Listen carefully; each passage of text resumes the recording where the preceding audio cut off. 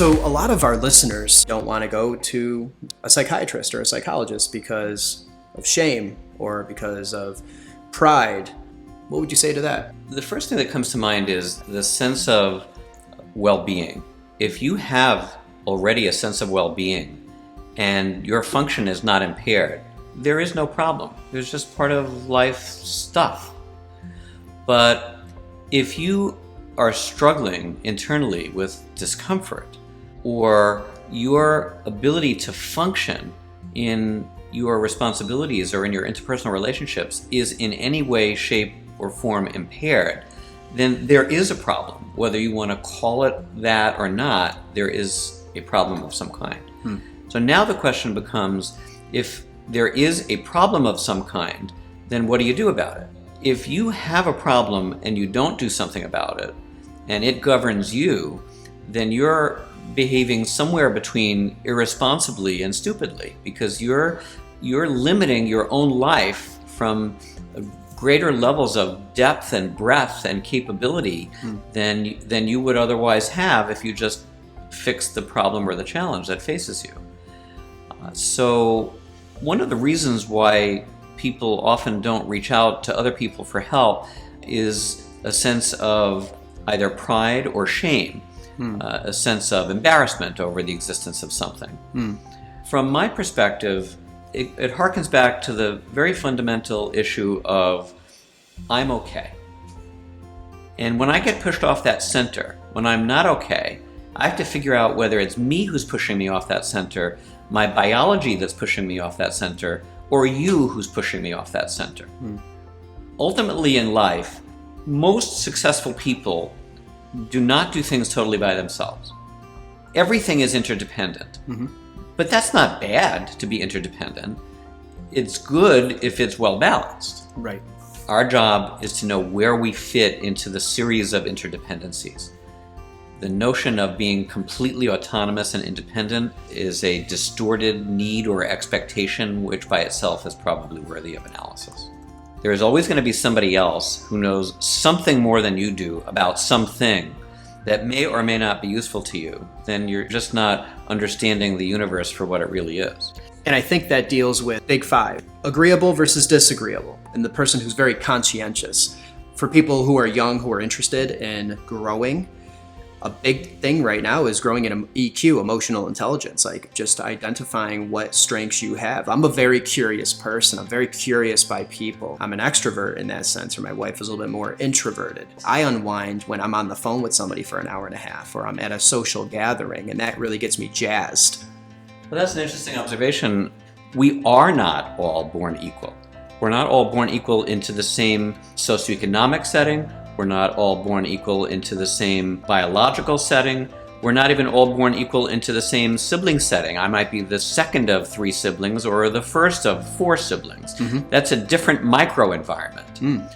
The key in personal development and in self-awareness and insight, I think, is in part understanding where we fit into the universe. Who are we and where did we land with respect to others? I can't change whether I was the firstborn or the thirdborn, but I might understand how being the firstborn might be a different experience in my family than being the thirdborn. And if I'm a high energy person and my friends are low energy persons, then I might understand how those propensities might propel us in different directions in the world. Whatever it might be, knowing your own dimensions, knowing your own genetic predispositions and the forces that shape you give you the opportunity to manage them and to find your way of being peaceful in the world. I think we were at the Steinway Piano Center, where we had a young person who was a talented pianist. He performed, and I brought with me, I don't know if you remember, 2 student leaders. One of them just got the leadership award for Boca High and is, I think, going to go on to do wonderful, terrific things. Pedro told me after that event, and talking with you and talking with some other people who are in the business of healing and helping, I'll never forget what he said. I actually wrote it down. And he said, I find that the more that I get to heal individually, collectively, I can see others heal too. It's like I had to go through it so that I can help them. And that's from a 18-year-old. Very sensitive and insightful. No man is an island. Bottom line. Every human life has value.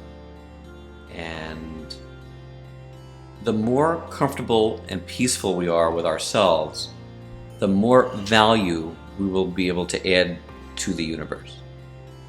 Some people are fundamentally oriented to taking what the universe has to offer. That usually stops somewhere, somehow, somewhere in life that comes to bite you.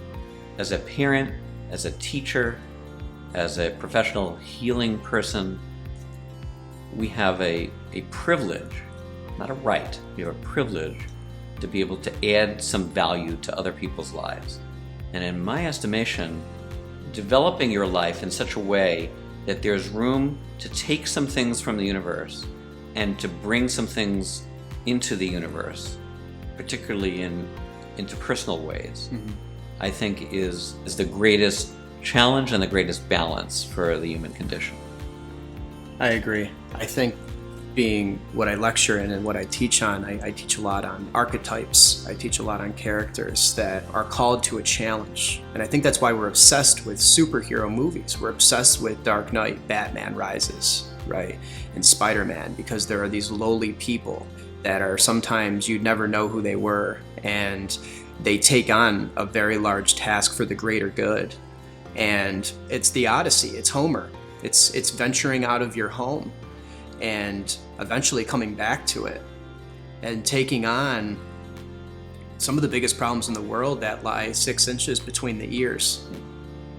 And again, as you said, I can't reiterate it enough, as we grow as individuals, our communities that we're in will start to flourish and be better. And I think the second you start to tap into that, it'll help you stop drinking every night. It'll help you maybe from smoking pot just to get through the day. We're all entitled to get some reward. We're all entitled to get some pleasure out of living.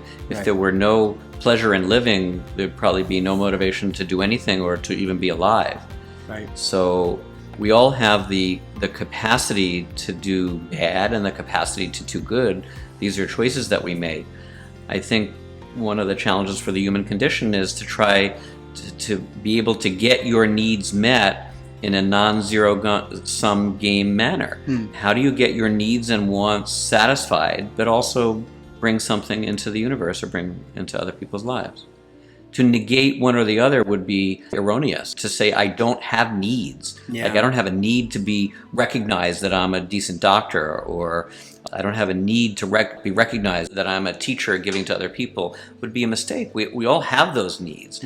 But then, if that's the only thing that drives us, we're going to be imbalanced. If we acknowledge those needs and figure out how to be gratified in reasonable ways, then it makes us stronger to be able to help gratify others too and help them grow.